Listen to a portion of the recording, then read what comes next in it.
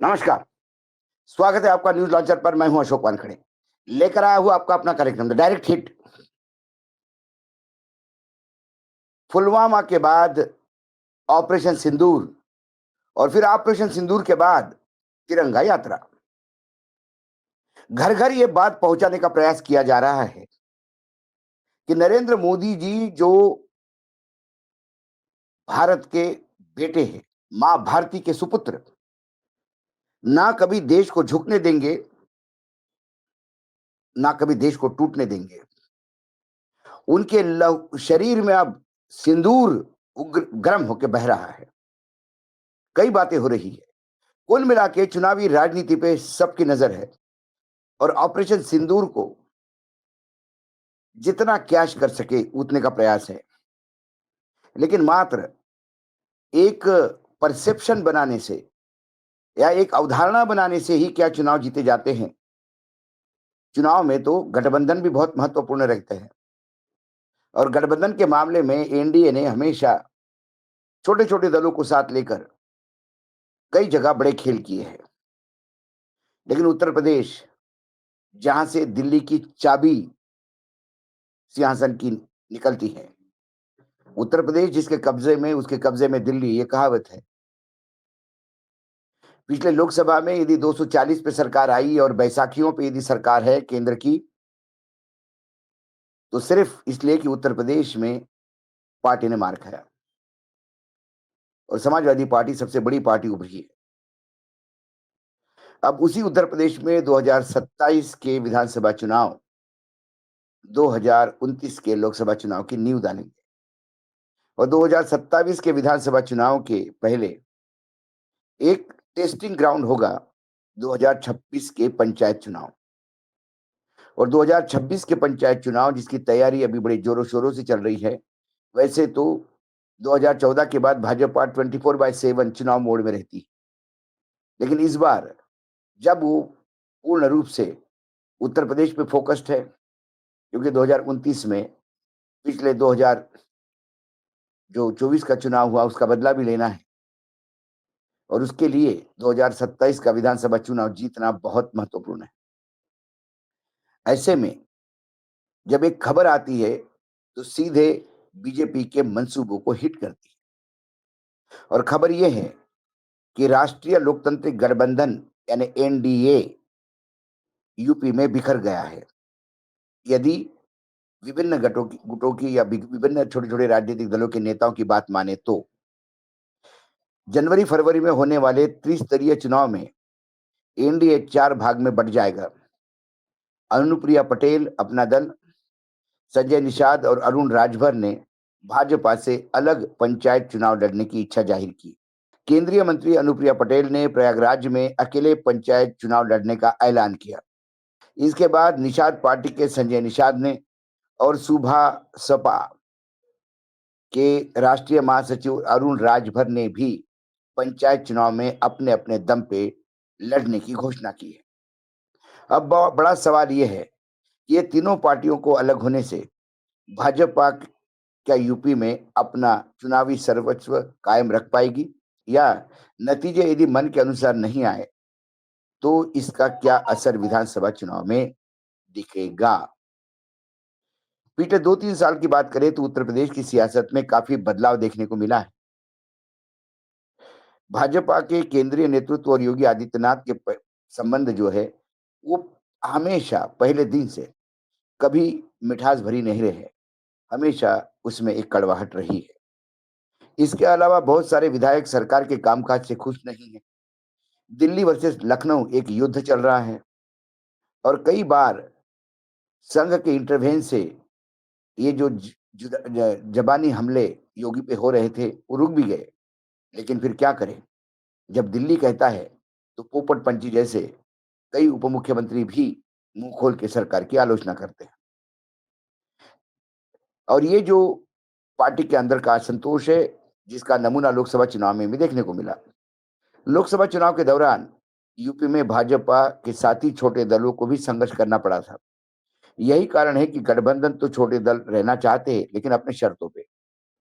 क्योंकि यूपी में लोकसभा चुनाव के नतीजों के बाद छोटे-छोटे गठबंधन दलों को भी लगा कि भाजपा में वो दम नहीं रहा कि जो अपने बलबूते पे खुद को तो खींच खींच लेते थे और साथ में छोटे दलों का भी भला करते थे। इस बार जब उनको लगा कि भाजपा को हमारे बगैर कोई चारा नहीं है, तो फिर उनकी बार्गेनिंग पावर भी बढ़ गई। भाजपा से अलग चुनाव लड़ने की आम तौर पर 2 वजह बताई जाती है। पहली कि सभी पार्टियां जमीनी स्तर पर मजबूत अपनी उपस्थिति दर्ज करवाना चाहती है, ताकि आने वाले विधानसभा में ठीक से बार्गेन करें। पंचायत के जरिए कार्यकर्ताओं को चुनावी रण में उतारा जाएगा। इन कार्य इससे क्या होगा कि कार्यकर्ताओं की नाराजगी भी कम होगी। जहाँ-जहाँ गठबंधन है, तो कई जगह छोटे पार्टियों को बड़ा त्याग करना पड़ता है। ये हमेशा बीजेपी के साथ गठबंधन करने वाले दलों की एक नाराजगी रहती है। अगर गठबंधन चुनाव लड़ेंगे तो बड़ा शेयर भाजपा को मिलेगा, जिससे कार्यकर्ता नाराज होके पाला बदलते हैं और उसका भरपूर फायदा समाजवादी पार्टी या इंडिया गठबंधन को होता है। दूसरी प्रमुख वजह है कि भाजपा पे आप लगातार दबाव बनाए रखें, ताकि आने वाले लोकसभा और विधानसभा में आप ज़्यादा सीट भाजपा के हथिया पाएँ। पंचायत चुनाव में पिछली बार भाजपा और सपा से ज़्यादा निर्दलियों ने बाजी मारी थी, इसलिए ज़्यादातर दल अकेले चुनाव लड़ना चाहते हैं। इससे भाजपा को और ज़्यादा नुकसान होगा, क्योंकि शहर के जिन क्षेत्रों में भाजपा मजबूत है, उसी सीटों पर सहयोगी दल भी चुनाव लड़ेगा, तो मजबूरी में दलित ओबीसी के नाम हमला करेंगे, क्योंकि ये छोटे दल ज़्यादातर दलित और ओबीसी समाज को रिप्रेजेंट करते हैं। जब ये बीजेपी पे हमला बोलेंगे, तो बीजेपी का वोट शेयर वहाँ घटेगा, तो समाजवादी पार्टी को ऑटोमेटिक फ़ायदा होगा। वहीं सबसे ज़्यादा नुकसान अपना दल करेगी, क्योंकि पटेल की आबादी प्रदेश में 9% है। सभी पटेल अनुप्रिया को नेता मानते हैं, क्योंकि वो मंत्री हैं, उनके पति राज्य में मंत्री हैं। पटेल समुदाय के लोग भाजपा की सफलता का एक बड़ा कारण हैं। सुबह सपा जो है, वो राष्ट्रीय महासचिव अरुण राजभर ने कहा कि पंचायत चुनाव की पूरी तैयारी है। पंचायत चुनाव अपने दम पे पूरी दमदारी से लड़ेंगे और सभी जिलों में सभी सीटों पर पार्टी चुनाव लड़ेगी। 3 चरण का सर्वे हो गया है। 850 दावेदारों ने टिकट के लिए आवेदन किया है। जिला पंचायत सदस्य के प्रत्येक प्रत्याशी को उसके वार्ड में 6000 सदस्य बनाने का लक्ष्य दिया है। 2000 सदस्य बनाना अनिवार्य है। निषाद पार्टी की बात करें, तो संजय निषाद ने कहा कि पंचायत चुनाव की तैयारी के लिए बैठक कर रहे हैं। सभी जगह जगह चुनाव अपने दम पे लड़ेंगे। यह चुनाव सिंबल का नहीं होता है। एक-एक सीट पर भाजपा के ही 4 कार्यकर्ता चुनाव लड़ जाते हैं, तो फिर किस बात का गठबंधन? सिंबल देना होता है, तो हम महागठबंधन के चुनाव लड़ते। जिला पंचायत सदस्य और क्षेत्र पंचायत सदस्य के चुनाव बिना गठबंधन के लड़ेंगे।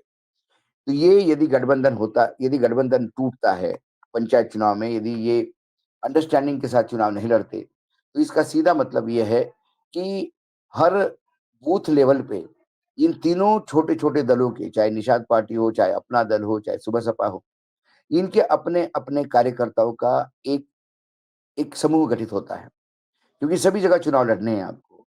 तो हर विधानसभा कॉन्स्टिट्यूएंसी में इनका एक सिज़ेबल कार्यकर्ता है, जो पार्टी के लिए जी-जान देना चाहता है, भले ही नंबर कम हो। यदि विधानसभा में उनके एस्पिरेशन को, उनके महत्वाकांक्षा को सही डायरेक्शन नहीं मिलता, तो वो उन छोटे दलों का भी नुकसान करते हैं। अपना दल हो, निषाद हो या अम, अब सुबह सपा हो, इन सभी दलों के कार्यकर्ताओं का यही प्रॉब्लम है कि गठबंधन के बाद उनके लिए आगे रास्ते बंद हो जाते हैं। तो अभी पंचायत चुनाव में यदि गठबंधन नहीं किया, तो उनको लगता है कि ये रास्ते खुल जाएँगे। सभी नेता एक्टिव हो जाएँगे, नेता किसको नहीं बनना अच्छा लगता है। इसीलिए पिछले चुनाव के भी जो रणनीति की बात हुई है, जो आंकड़े हमने दिए, तो वहाँ निर्दलीय ज़्यादा थे। निर्दलीय में बीजेपी के भी निर्दलीय थे, सपा के भी निर्दलीय थे और इन छोटे-छोटे दलों के भी निर्दलीय थे। कुल मिला के बीजेपी के लिए चिंता का विषय है। यदि इनको बहुत अच्छा फिक्स पॉकेट्स में, यदि अपना दल, सुबह सपा या निषाद पार्टी छोटे-छोटे पॉकेट्स में अपना वर्चस्व बनाते हैं, तो वो वर्चस्व फिर लोकसभा चुनाव तक भी वो कहेंगे कि हमको यहाँ सीटें चाहिए और विधानसभा में तो यकीनन वो अपना शेयर ज़्यादा लेंगे। भाजपा हर राज्य में, चाहे बिहार हो, चाहे महाराष्ट्र हो, चाहे जहाँ-जहाँ गठबंधन की सरकारें हैं, वहाँ उनका प्रयास रहता है कि अपने बलबूते पे हम सत्ता में आएँ, ताकि हमारी निर्भरता कम हो। महाराष्ट्र का उदाहरण दिया जाए, तो महाराष्ट्र में स्थिति एक ज़माने में ऐसी थी कि भाजपा शिवसेना के भरोसे थी। बाद में भाजपा शिवसेना के टूटे हुए धड़ों के भरोसे रह के स सरकार बनाई। उसके बाद भाजपा ने शरद पवार की पार्टी तोड़ के उस धड़े को साथ में लेके सरकार बनाई। लेकिन उसके बाद विधानसभा में गए तो भाजपा अपने बलबूते पे अपनी 130 सीट लेके आए। 130 सीटें बहुत बड़ा आंकड़ा होता है।